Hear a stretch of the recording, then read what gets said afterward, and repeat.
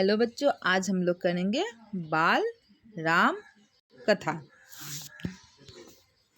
बाल राम कथा अध्याय 2 जंगल और जनकपुर। जंगल और जनकपुर में हम सब पढ़े थे पृष्ठ संख्या 7 और 9। अब 7 और 9 में हम सब क्या क्या पढ़े थे, एक बार फिर से पढ़ते हैं। हम सब इसमें पढ़े थे कि राजमहल से निकलकर विश्वामित्र के दोनों राजकुमारों को लेकर सरयू नदी की ओर बढ़े। आश्रम पहुंचने के लिए नदी पार करनी थी, किंतु वे लोग सरयू नदी के किनारे किनारे चलते रहे।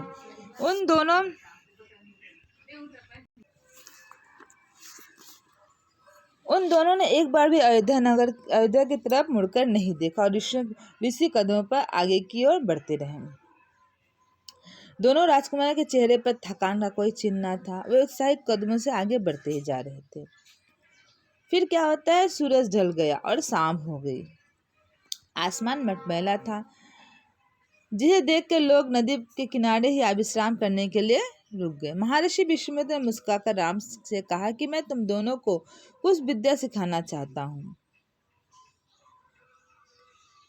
इन विद्याओं को सीखने के बाद कोई तुम पर प्रहार नहीं करेगा, उस समय भी नहीं जब तुम नींद में होगे। राम और लक्ष्मण क्या करते हैं, हाथ मुख धो के विश्वामित्र के नजदीक बैठ जाते हैं और दोनों भाई बला आती बला नाम की 2 विद्याएं सीखते हैं, जो रात को अगर नींद में भी हो तो उसके ऊपर कोई हमला नहीं कर सकता। उसके बाद क्या होता है, विद्या सीखने के बाद उसके बाद तिनके पत्तों का बिस्तर बनाकर उन दोनों ने वही रात बिताई। वे नींद आने तक आपस में बातें करते रहे। उसके बाद सुबह होती है। सुबह होने के बाद राम और लक्ष्मण महर्षि की बातों को ध्यान से सुनने के लिए उनके ठीक पीछे चलते हैं। उसके चलते रहते हैं। इसके आगे की यात्रा और कठिन होती है। जंगल से होकर गुजरना पड़ता है। रात हो जाती है। महर्षि को आगे जाना उचित नहीं लगता। वे लोग वहीं आश्रम में रुक जाते हैं।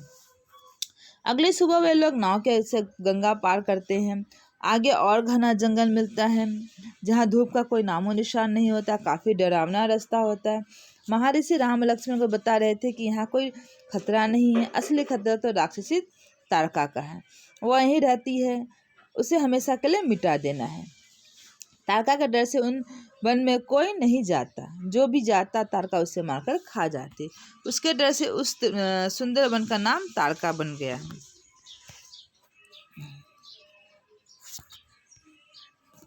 तारका को सामने लाने के लिए राम ने महर्षि की आज्ञा पाकर धनुष पर प्रत्यंचा चढ़ाई।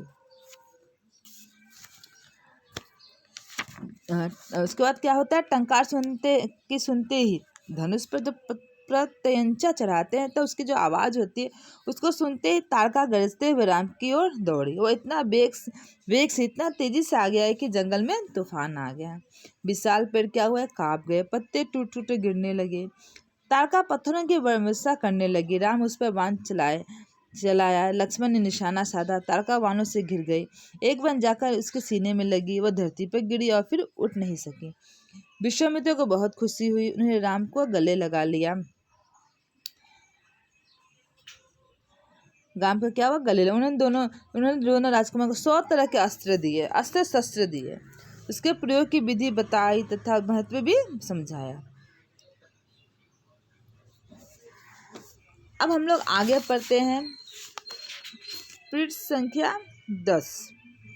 इसमें क्या है, महर्षि का आश्रम वहां से अधिक दूर नहीं था, लेकिन तब तक रात हो चली थी। विश्वामित्र ने वही दूरी अगले दिन तय करने का निश्चय किया। तारका मर चुकी थी, उसका भय नहीं था। तीनों ने रात वहीं बिताई, तारका वन में, जो अब पूरी तरह भयमुक्त था। सुबह जंगल बदला हुआ था। अब वह तारका वन नहीं, क्योंकि तारका नहीं पत्तों से गुजरती हवा थी। तारका नहीं थी, भयानक आवाजें गायब हो चुकी थी। पत्तों से गुजरती हवा थी, उसकी सरसराहट का संगीत था। चिड़ियों की चहचहाहट थी, शांति थी। तस्वीर बदल गई। सिद्धाश्रम का अंतिम पड़ाव था, महर्षि का आश्रम। रास्ता छोटा भी था, मनोहारी भी।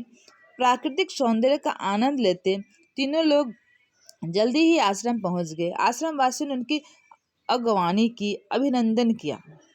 उनकी प्रसन्नता दुगनी हो गई। महर्षि विश्वामित्र के आश्रम लौटते ही खुशी, राम लक्ष्मण के आगमन का सुख। विश्वामित्र यज्ञ की तैयारी में लग गए। अनुष्ठान प्रारंभ हुआ। आश्रम की रक्षा की जिम्मेदारी राम लक्ष्मण को सौंपकर महर्षि आश्वस्त थे। अनुष्ठान अपने अंतिम चरण में था, पूरा होने वाला था कुछ ही दिनों में। 5 दिन तक सब ठीक ठाक चलता रहा, शांति से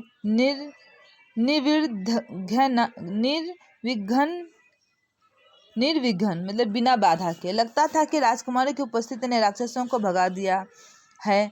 राम और लक्ष्मण ने यज्ञ पूरा होने तक न सोने का निर्णय किया। वे लगातार जागते रहे, चौकस रहे, कमर में तलवार, पीठ पर तुरीन, हाथ में धनुष, प्रत्यंचा चढ़ी हुई, हर स्थिति के लिए तैयार। अनुष्ठान का अंतिम दिन, अचानक भयंकर आवाजों से आसमान भर गया। सुबाहु और मरीच ने राक्षसों को दल बल के साथ आश्रम पर धावा बोल दिया। मरीच क्रोधित था, यज्ञ के अलावा भी इस बात से कि राम लक्ष्मण उसकी मां को मारा था, तारका को। राम ने राक्षसों का हमला होते ही कार्रवाई की, धनुष उठाया, मरीच को निशाना बनाया। मरीच बाण लगाते ही मूर्छित हो गए, वान के वेग से बहुत दूर जा गिरे। समुद्र के किनारे वह मरा नहीं। जब होश आया तो उठकर दक्षिण दिशा की ओर भाग गया। राम का दूसरा वान सुबाहु को लगा, उसके प्राण वहीं निकल गए। सुबाहु के मरने पर राक्षस सेना में भगदड़ मची। वे चीखते चिल्लाते भागे। कुछ लक्ष्मण के वानों का शिकार हुए, अन्य जान बचाकर भाग खड़े हुए। महर्षि विश्वामित्र का अनुष्ठान संपन्न हुआ। इसके बाद क्या होता है कि राक्षस वहां पे, तारका नामक राक्षस वहां उसको राम और लक्ष्मण मार देते हैं।